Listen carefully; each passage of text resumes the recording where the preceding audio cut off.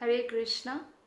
भक्ति रसामृत सिंधु भूमिका पार्ट 2। तो श्रील प्रभुपाद जी कहते हैं कि कृष्ण भावनामृत का यह अनुशीलन जो है ये भौतिक नहीं है, ये दिव्य स्तर पर है। और भगवान की 3 सामान्य शक्तियाँ हैं, अंतरंगा शक्ति और बहिरंगा शक्ति और तटस्था शक्ति। अंतरंगा शक्ति भगवान की वो शक्ति है जिससे भगवान पूरे आध्यात्मिक लोक की परिचालना करते हैं, और बहिरंगा शक्ति से पूरे भौतिक ब्रह्मांड, जितने भी अनंत कोटि ब्रह्मांड है, उसकी परिचालना करते हैं। और तटस्था शक्ति का मतलब है यानी हम लोग, हम भगवान की तटस्था शक्ति है। और ये जो भौतिक जगह जिसमें हम रह रहे हैं ये बाह्य शक्ति यानी भगवान की बहिरंगा शक्ति है, यानी भौतिक शक्ति का कार्य है। यद्यपि हम जब तक ये भौतिक संसार में रहते हैं, इसलिए ब्रह्मलोक से लेकर पाताल लोक तक कहा गया है कि ये देवी धाम है, अर्थात भगवान की जो बहिरंगा शक्ति है, जो महामाया है, उनके अंदर है। लेकिन फिर भी अगर कोई व्यक्ति भगवान कृष्ण के प्रति आकृष्ट होते हैं तो उनको अंतरंगा शक्ति का संरक्षण प्राप्त होता है। जैसे कि आप जब गर्मी का मौसम होता है तो बिजली से आप एसी की हवा लेते हैं, है ना, कूलर की हवा लेते हैं, तो ठंडी हवा लेते हैं। और जब सर्दी का मौसम होता है तो आप हीटर का काम करता है वही बिजली। तो उसी प्रकार से भगवान की शक्ति जो बहिरंगा शक्ति वो अंतरंगा शक्ति में परिवर्तित हो जाता है अगर हम भक्ति करते हैं इस धरातल पर रहकर भी, तो इससे बहुत प्रसन्न होते हैं भगवान। तो तटस्था शक्ति कहलाने वाले जो सारे जीव हैं वो बहिरंगा शक्ति के अंतर्गत जब हो जाते हैं तो भौतिक कार्य करते हैं, और जब वो अंतरंगा शक्ति के अधीन हो जाते हैं तो आध्यात्मिक कार्य करते हैं। तो तटस्था यानी तट में स्थित है। जैसे आप नदी के तट में स्थित हैं, अब आपके पास चॉइस है, आप नदी के पानी के अंदर भी जा सकते हैं या जमीन की तरफ भी जा सकते हैं। तो इसी प्रकार तटस्था शक्ति जो जीव है यानी हम लोग हैं, तो हमारे पास चॉइस है, या तो हम कृष्ण भक्ति कर सकते हैं या हम माया की ओर जा सकते हैं, यानी भौतिक जगत की ओर जा सकते हैं। तो ये हमें चॉइस करने की स्वतंत्रता भगवान ने दी है, तो इसलिए हमें इसका दुरुपयोग नहीं करना चाहिए। तो महात्मा जन या महान भक्तजन भौतिक शक्ति के बंधन में आकर कार्य नहीं करते, अपितु तो आध्यात्मिक शक्ति के संरक्षण में रहते हुए कार्य करते हैं।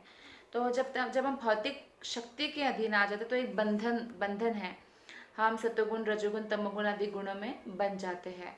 और हालांकि इन गुणों में सत्वगुण सबसे अच्छा है, क्योंकि सत्वगुण में व्यक्ति भक्ति करने का उनको एक माहौल मिलता है, और फिर वो सत्वगुण को भी क्रॉस करके शुद्ध सत्वगुण पर स्थित हो जाता है। तो इसलिए ये फिर भी अगर हम भौतिक जगत के प्रति आकर्षित रहते हैं तो ये एक बंधन का कारण बन जाता है। और जब हम भगवान कृष्ण के प्रति आकर्षित होते हैं तो ये जो होता है देवी संरक्षण हमें प्राप्त हो जाता है। तो देवी संरक्षण बहुत इम्पॉर्टेंट है, तभी जो है हम भगवत धाम भी जा सकते हैं।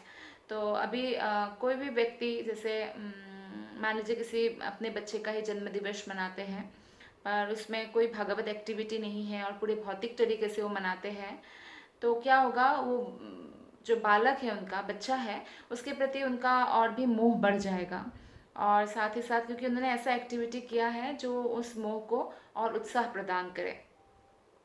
लेकिन जब हम जन्माष्टमी पालन करते हैं, कृष्ण के जन्माष्टमी पालन करते हैं, या अपने ही बच्चे का जन्म दिवस जब कृष्ण कॉन्शियस वे से पालन करते हैं, अर्थात जैसे कि आप वही कार्य करते हैं, जैसे आपने भक्तों को बुलाया, कीर्तन रखा घर में, या थोड़ा सा कृष्ण कथा भी रखा, या आपने प्रसादम कृष्ण प्रसादम जो है सबको बांटा, भले ही आपका जो मन है आप उनको 10 प्रकार का मिठाइयाँ खिलाना चाहते थे, तो 10 प्रकार की मिठाइयाँ भगवान को भोग लगा हुआ होना चाहिए। या जो भी आप चाइनीज़ या इटालियन या इंडियन कुछ भी डिशेस आप दे रहे हैं, सब सात्विक तरीके से तैयार करके फिर कृष्ण को भोग लगा के तब बांट रहे हैं, तो वो पूरी तरह से कृष्ण कॉन्शियस हो गया, तो वो बंधन का कारण नहीं बनेगा। जहाँ कृष्ण नहीं है वहाँ बंधन का कारण बनता है, और जहाँ कृष्ण है वहाँ वो देवी संरक्षण हमें प्राप्त होता है भगवान की तरफ से।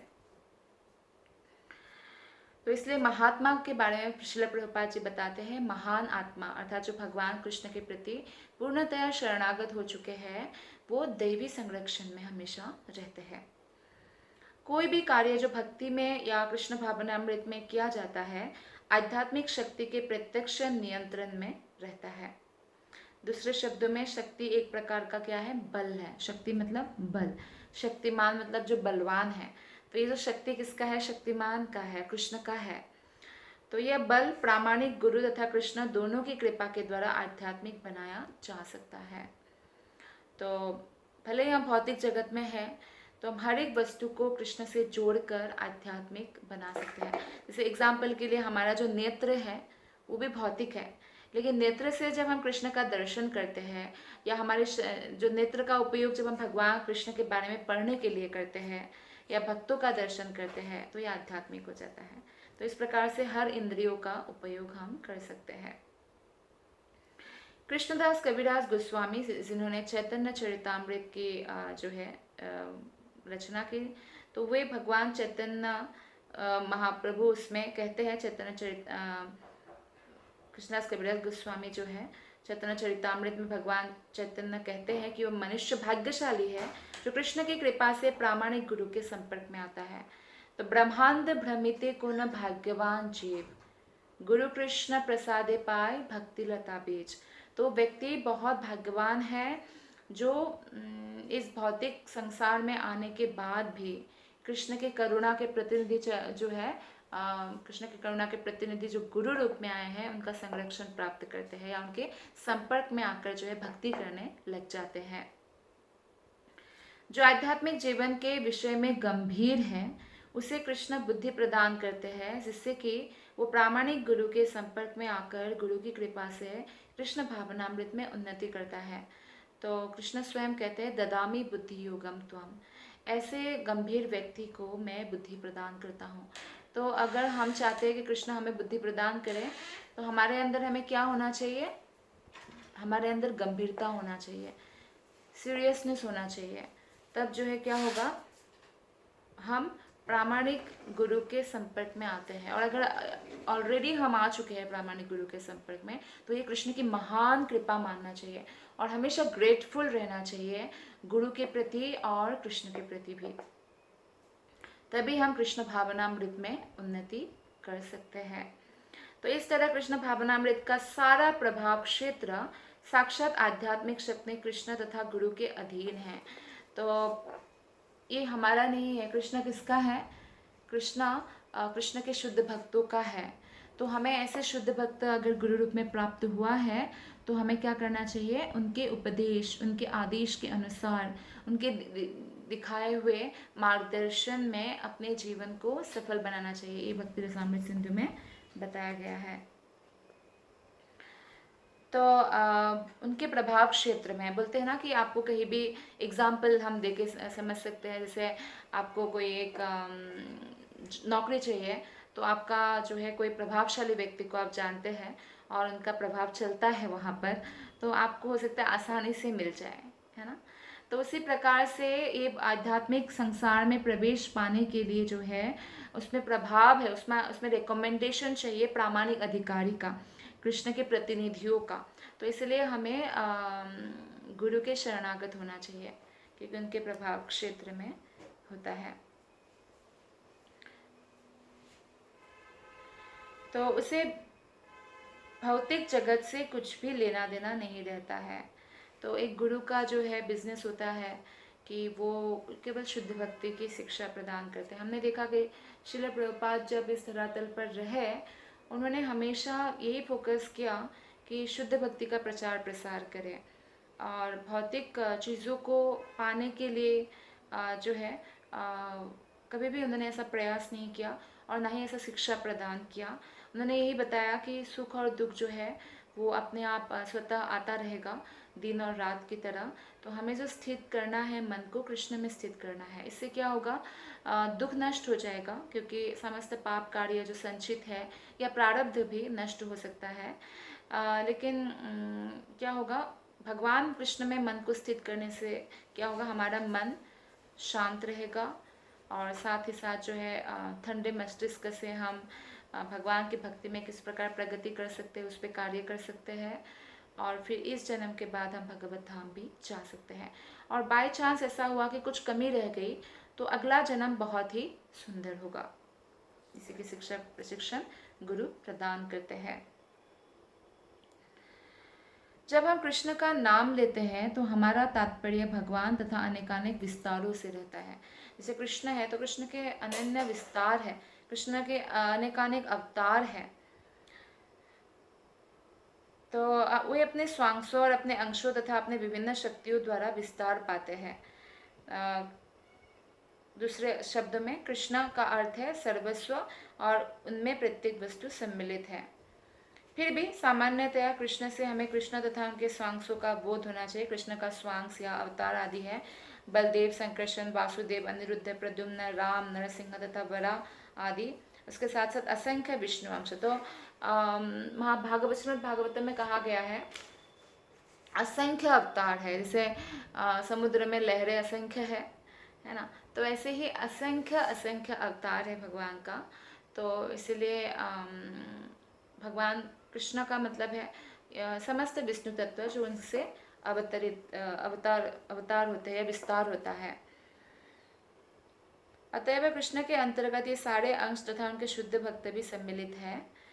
ब्रह्म संहिता में कहा गया कि कृष्ण के अंश पूर्णतः सच्चिदानंदमय होता है। तो कृष्ण का अंश हम भी है, तो हमारे अंदर भी सच्चिदानंदमय जो है वो गुण है।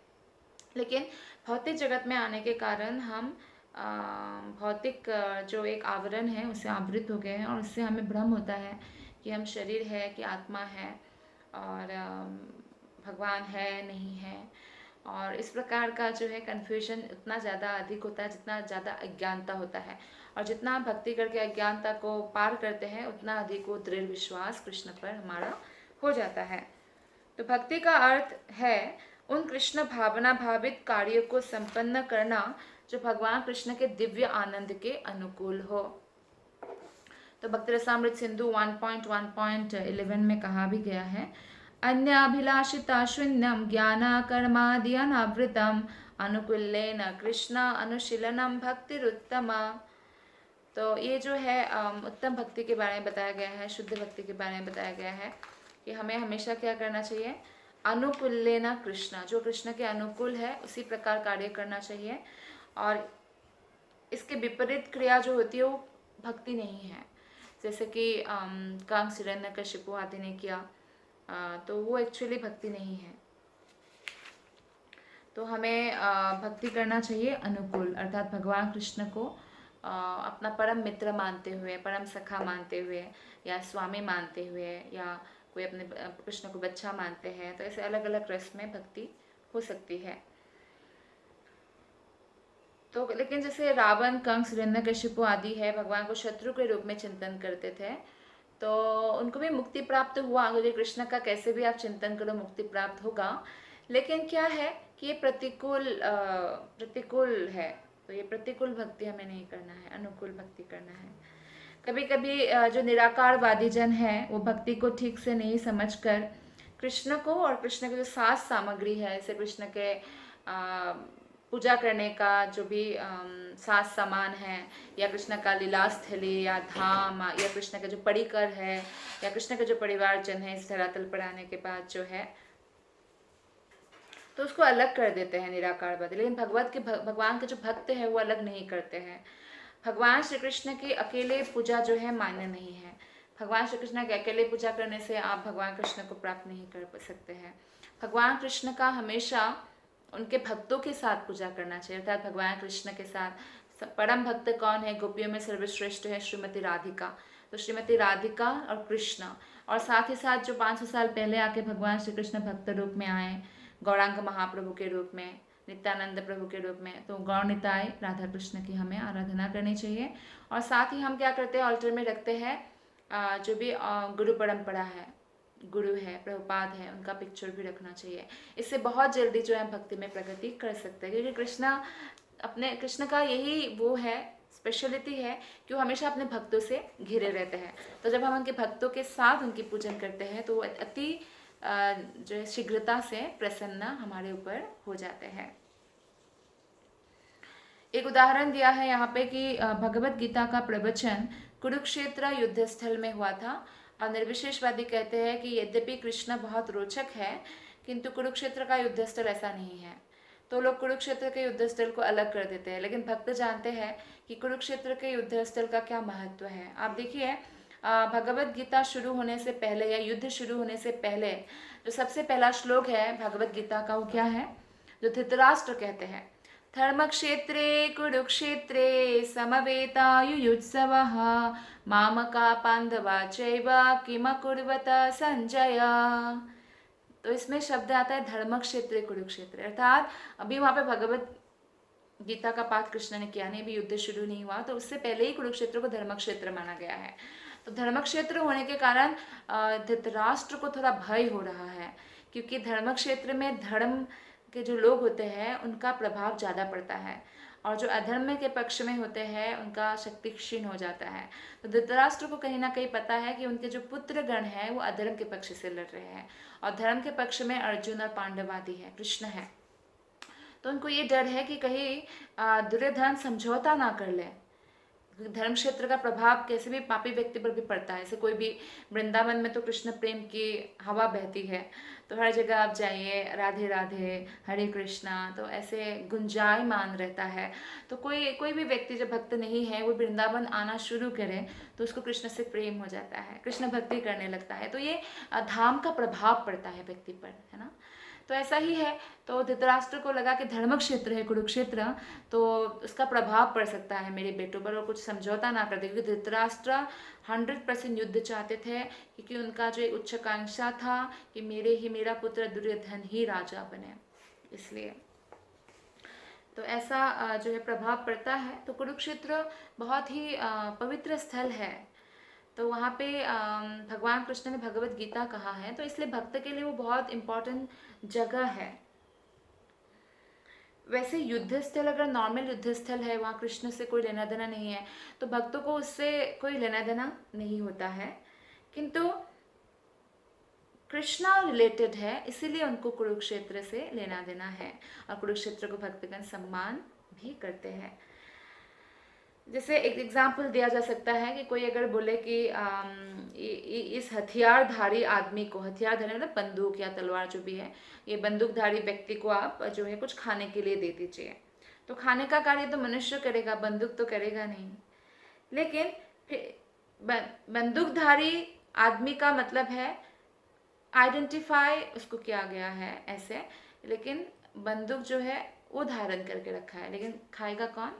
वो आदमी ही खाएगा।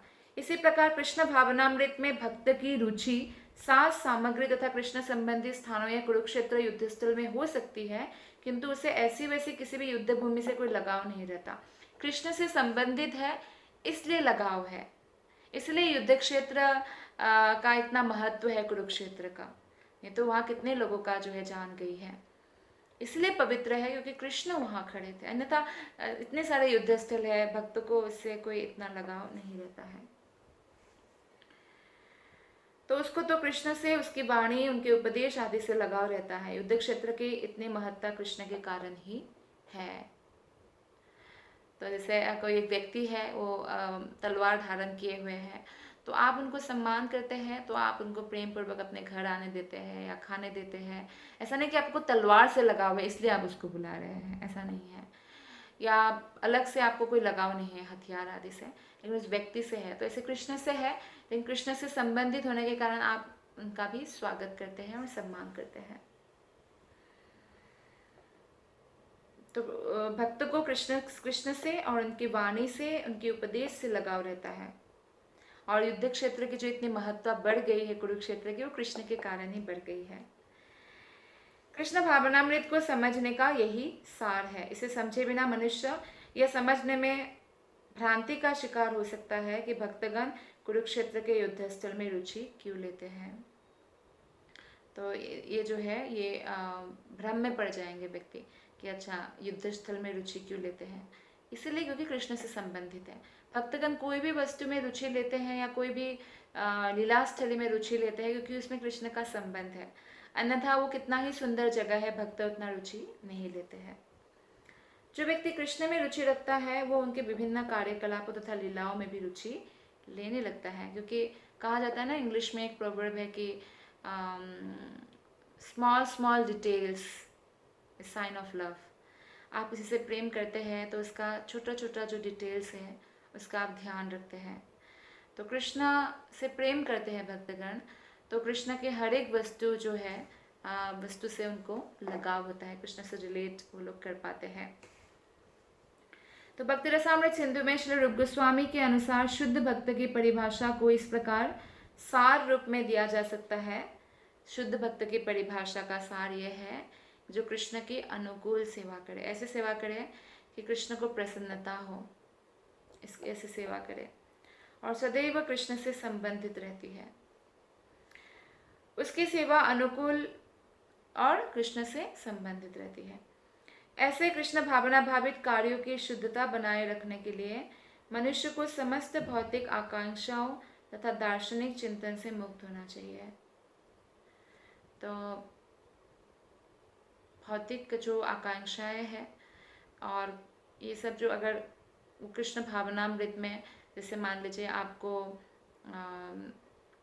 भगवान कृष्ण के प्रचार प्रसार के लिए एक जगह चाहिए, तो भौतिक नहीं आध्यात्मिक है, लेकिन आपके प्रारब्ध में कोई चीज़ नहीं है और अगर आप इतना प्रयास कर रहे हैं कि भक्ति को ही छोड़ रहे हैं, तो फिर वो भक्ति के प्रतिकूल हो गया। तो इसलिए हमें ये पता होना चाहिए कि कोई भी भक्ति के प्रतिकूल वस्तु को हमें एक्सेप्ट नहीं करना है और मुक्त होना चाहिए भौतिक आकांक्षाओं से और दार्शनिक चिंतन यानी मनोधर्म से। मन से उत्पन्न बहुत सारी चीज़ें होती रहती है, तो उसके प्रति हमें ध्यान नहीं देना चाहिए। दार्शनिक चिंतन के द्वारा हम कृष्ण के बारे में, भगवान के बारे में कोई निष्कर्ष तक नहीं पहुंच सकते हैं। जैसे एक माता ही बता सकती है कि उनका बच्चे का पिता कौन है, तो उसी प्रकार जो वेद है वो माता है और वेद हमें बताते हैं कि भगवान कौन है। तो हम चिंतन कर कर के कुछ नहीं होगा, तो हमें वेदों को फॉलो करना पड़ेगा, तो अध्ययन करना पड़ेगा और प्रामाणिक गुरु के अधीन होकर शास्त्रों का अध्ययन करना पड़ेगा। तब जाकर हमें पता चलता है कि भगवान श्री कृष्ण ही पूर्ण पुरुषोत्तम भगवान है। दार्शनिक चिंतन का चरम लक्ष्य कृष्ण होना चाहिए, कि जिससे उनको पता चले कि कृष्ण ही सब कारणों का कारण है, इसलिए मनुष्य को उन्हीं की शरण में जाना चाहिए। तो अगर हम चिंतन मनन करते हैं तो भगवान की लीलाओं पर, नाम पर, रूप पर, गुण पर करना चाहिए, जो शास्त्रों में वर्णित है, जो प्रामाणिक आचार्यों द्वारा हम श्रवण करते हैं। लेकिन अगर दार्शनिक चिंतन का जो है कंक्लूजन ये है कि भगवान निराकार है, तो भक्ति नहीं है। कभी कभी कर्म को या सकाम कर्म को कर्मकांड समझ लिया जाता है। ऐसे अनेक लोग हैं जो वेद में वर्णित कर्मकांड के प्रति बहुत आकृष्ट हो जाते हैं। इसलिए कहा गया कि कलयुग के लोग को वेद नहीं पढ़ना चाहिए, वेदों का जो सारांश है भागवत गीता पढ़ना चाहिए। कृष्ण ने 30-40 मिनट में ही अर्जुन को पूरा भागवत गीता युद्ध क्षेत्र में दिया और उसमें वेदों का समस्त सार है। और समस्त पुराण उपनिषद महाभारत आदि लिखने के बाद व्यास देव जी ने जो संकलन किया श्रीमद् भागवतम का, तो वो वेदों का सार है। तो कलयुग में भागवतम और भगवत गीता पढ़ना चाहिए। अगर व्यक्ति वेद पढ़ने जाएंगे तो वेदों में तो 80% जो है भौतिक वस्तु का कैसे प्राप्ति करना है उसके बारे में है। वेद ऐसा कुछ भी नहीं है जो वेद में नहीं है, भौतिक आध्यात्मिक सब कुछ है। तो अगर कलयुग के व्यक्ति संस्कृत जानने के कारण वेद पढ़ने जाएंगे तो वेदों के आलंकारिक भाषाओं में फंस सकते हैं कि ये करने से आपको ये फल प्राप्ति होंगी। तो ऑलरेडी हम भौतिक जगत में हैं, तो हमारा मन भौतिक है, भौतिक चीज़ों की हम प्राप्ति करना चाहते हैं, और अगर हम कर्मकांड में फंस जाएंगे तो हम फिर भगवत भक्ति की ओर आकृष्ट नहीं हो पाएंगे। यदि कृष्ण को जाने बिना कोई व्यक्ति एकमात्र कर्मकांड के प्रति आकृष्ट होता है तो वो कर्मकांड कृष्ण भावनामृत के प्रतिकूल हो जाता है। तो इसलिए कृष्ण को जानना अत्यंत आवश्यक है। वास्तव में कृष्ण भावनामृत को केवल श्रवण, भागवत कथा का नित्य श्रवण, कीर्तन, स्मरण आदि पर ही आधारित किया जा सकता है। तो इसलिए बहुत सरल है और इसी सरलता से हम भगवान को प्राप्त कर सकते हैं। श्रीमद् भागवत में 9 विभिन्न विधियां बतलाई गई है। और नवविधा भक्ति के बारे में बताया गया है। श्रवणम, कीर्तनम, विष्णु स्मरणम, पाद सेवनम, दास्यम साख्यम और आत्मनिवेदनम और अर्चनम, वंदनम आदि। तो इनके अतिरिक्त प्रत्येक संपन्न कार्य कृष्ण भावनामृत के प्रतिकूल है। तो इस तरह ऐसी गलतियों से हमें बचना चाहिए जो हमें प्रतिकूल से वर्जनम करना है। जो कृष्ण भक्ति के प्रतिकूल है उसका दृढ़तापूर्वक वर्जन करना है अगर हमें भगवत धाम जाना है। तो श्रील रूप गोस्वामी ने भक्ति की इस परिभाषा में ज्ञान कर्मादि का भी उल्लेख किया है। ज्ञान कर्मादि अनावृतम, भक्ति रसामृत सिंधु 1.1.11 श्लोका, अन्याभिलाषिताश्विन्यम ज्ञान कर्मादि अनावृतम अनुकिल्येन कृष्णानुशीलनम भक्तिरुत्तमा। अर्थात जब प्रथम श्रेणी की भक्ति विकसित होती है तब मनुष्य की समस्त भौतिक इच्छाओं, अद्वैत दर्शन से प्राप्त ज्ञान तथा सकाम कर्म से रहित हो जाना चाहिए। भक्त को कृष्ण की इच्छा के अनुसार अनुकूल भाव से उनकी निरंतर सेवा करनी चाहिए। ये उत्तम भक्ति कहा जाता है। अर्थात अन्य अभिलाषता शून्यम, कृष्ण की सेवा के अतिरिक्त हृदय में और कोई अभिलाषा नहीं होता है जब कोई उत्तम भक्ति करते हैं। और ज्ञान कर्मादि, ज्ञान मतलब जैसे बहुत सारा वेद उपनिषद पुराण अध्ययन करके और उसके निष्कर्ष पर लगे रहना, मनन चिंतन करते रहना, वो उसकी जगह पे वो एक्शन पे आते हैं, कृष्ण की दिव्य प्रेममय सेवा में लग जाते हैं। और कर्मादि अनावृतम मतलब सकाम कर्म आदि या कर्मकांड अनुष्ठान आदि से आवृत जो नहीं है भक्ति, और कृष्ण के अनुकूल जो है उसे पूरी तरह से एक्सेप्ट करते हैं, प्रतिकूल को वर्जन करते हैं और इसका अनुशीलन दिन रात करते रहते हैं, इसको उत्तम भक्ति कहा गया है। कर्मादि में वे कार्य आते हैं जो शुद्ध भक्ति को प्राप्त करने में सहायक नहीं बनते हैं। तथाकथित त्याग के अनेक रूप है। बहुत सारे लोग बहुत सारे सेक्रीफाइस करते हैं, लेकिन अगर कृष्ण भक्ति के लिए वो अनुकूल नहीं है तो ऐसा सेक्रीफाइस से हमें लाभ नहीं प्राप्त होगा। श्रील रूप गोस्वामी ने नारद पंचरात्र की एक परिभाषा में उद्धृत किया है कि मनुष्य को समस्त उपाधियों से मुक्त होना चाहिए, अर्थात उनको सर्व उपाधि विनिर्मुक्तम बताया गया है। अर्थात हमारे अंदर बहुत सारा उपाधि है, जैसे हम इस फलाने देश से है, इस फलाना बड़े परिवार में हमारा जन्म हुआ है, हमारा इतना बड़ा हम उच्च जाति के हैं या बहुत उच्च शिक्षित है या बहुत सुंदर है या स्त्री है, पुरुष है, तो ऐसी उपाधियाँ होती है। तो गोस्वामी पाद कहते हैं 1.1.12 श्लोका में, सर्व उपाधि विनिर्मुक्तम तत्परत्वेन निर्मलम ऋषिकेना ऋषिकेशा सेवनम भक्ति रुच्यते। भक्ति का अर्थ है समस्त इंद्रियों के स्वामी पूर्ण पुरुषोत्तम भगवान की सेवा में अपनी सारी इंद्रियों को लगाना। जब आत्मा भगवान की सेवा करता है तो उसके दो गौण प्रभाव होते हैं। तो मनुष्य सारी भौतिक उपाधियों से मुक्त हो जाता है और भगवान की सेवा में लगे रहने मात्र से उसकी इंद्रियां शुद्ध हो जाती हैं। तत्परत्व निर्मलम, जैसे ही हम सब उपाधि से मुक्त हो जाते हैं और मतलब हमारे अंदर कोई अहंकार नहीं होता है या भौतिक उपलब्धियों को प्राप्त करने के बावजूद भी, जैसे कि अमरीश महाराज है, युधिष्ठिर महाराज है, पूरे पृथ्वी का राज्य था पर इतने हम्बल थे, इतने विनम्र थे। एक जो कृष्ण भक्त व्यक्ति होते हैं ना, उनका क्या अस्त्र होता है कि वो भले ही कोई उन पर आक्रमण करे बातों से या उनकी भावनाओं से या जैसे भी है, तो उनका अस्त्र होता है फॉरगिव एंड फॉरगेट। पहले वो क्षमा करते हैं, उसके बाद वो भूल जाते हैं और कृष्ण पर छोड़ देते हैं सब कुछ। और वो कभी भी जो कर्म की श्रृंखलाओं को बढ़ाते नहीं हैं, वही रोक देते हैं सहन करते हुए। तो वो सहन करते हैं क्यों? कृष्ण भक्ति उनका लक्ष्य है। वो अपने जो कार्य है भगवान की भक्ति उसमें फोकस्ड रहते हैं, बाकी सब चीज़ों को इग्नोर करते हैं। तो ये है जो है विनम्रता। और साथ ही विनम्रता है कि वो गुरु की आज्ञा को पालन करता है, भले थोड़ा कठिन भी लगे लेकिन उसके प्रयासरत रहते हैं। तो जो अथॉरिटी है उसको स्वीकार करते हैं, कृष्ण को स्वीकार करते हैं, कृष्ण के भक्तों को स्वीकार करते हैं। और भक्तों के साथ रहने पर भी भौतिक जगत है, बहुत सारे अनबन हो सकता है। जहाँ दो चुड़िया है तो चुड़ियों में जब एक दूसरे से लगता है तो वो शब्द आवाज़ करने लगता है, आवाज़ करता है। तो अब एक चिड़िया उतार दो तो आवाज़ नहीं लगेगा। तो अकेले रहने पे तो बात नहीं है, लेकिन हमें भक्तों के संग में रहना है। और अभी सब जो है भक्ति में आते ही एकदम से उत्तम भक्त नहीं बन जाते हैं, तो अनबन बनी रहेगी। तो इसे एक रिलेशनशिप में सहन करते हुए हम आगे बढ़ते हैं, वैसे हमें सहन करना चाहिए। तो क्या होगा, इससे क्या होगा, हम अहंकार से मुक्त हो जाएंगे, उपाधियों से मुक्त हो जाएंगे, कृष्ण भावनामृत में लगे रहेंगे। तो भौतिक कलमश से हमारी शुद्धिकरण हो जाएगी। उसे फिर से अपनी शुद्ध पहचान प्राप्त करनी चाहिए। और ये क्या है, हम भगवान के अंश हैं, हम आत्मा है, ये हमारा सही पहचान है, उसे हम प्राप्त कर सकते हैं, जिसमें वो अपनी इंद्रियों को इंद्रियों के स्वामी की सेवा में लगा सके। हम ये कभी भी नहीं बोलेंगे कि मेरा है, हम बोलेंगे कृष्ण का है, मेरे पास जो बुद्धि है वो कृष्ण का है।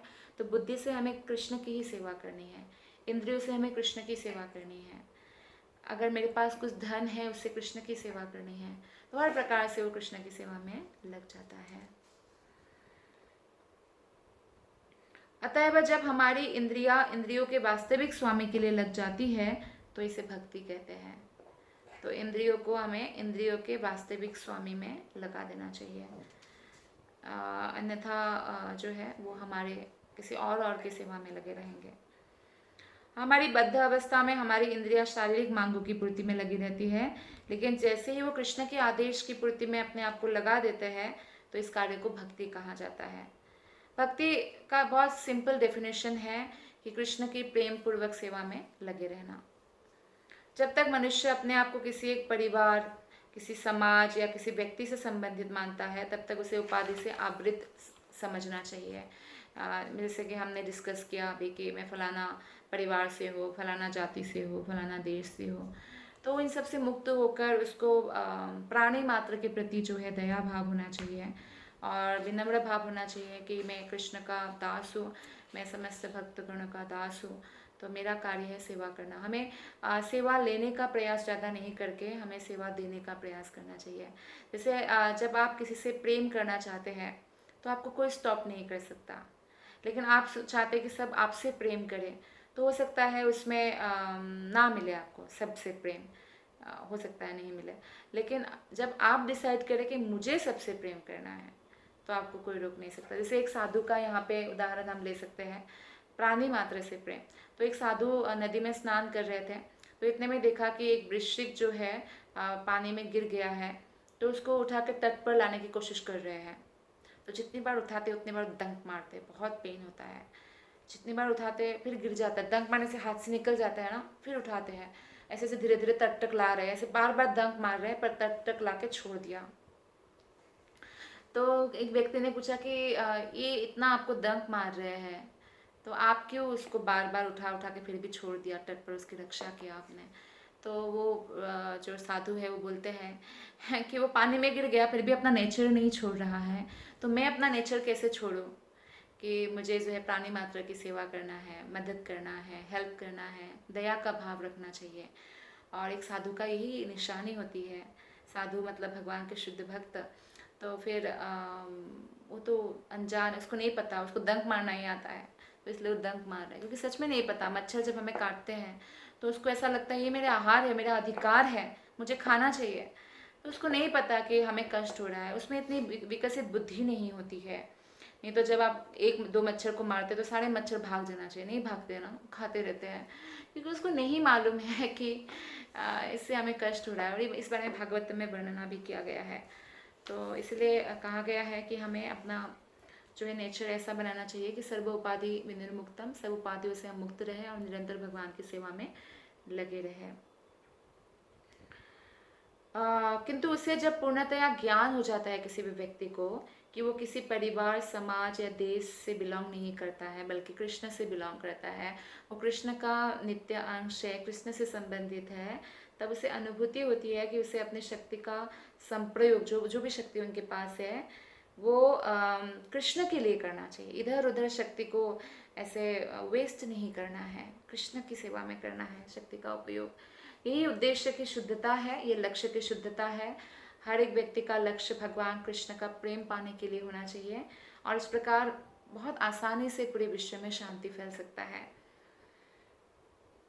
तो इस प्रकार जो है कृष्ण भावनामृत के जो उत्तम भक्ति और उस पद पर वो स्थित हो सकते हैं, और ऐसे व्यक्ति को उत्तम अधिकारी व्यक्ति कहा जाता है। धन्यवाद। हरे कृष्ण।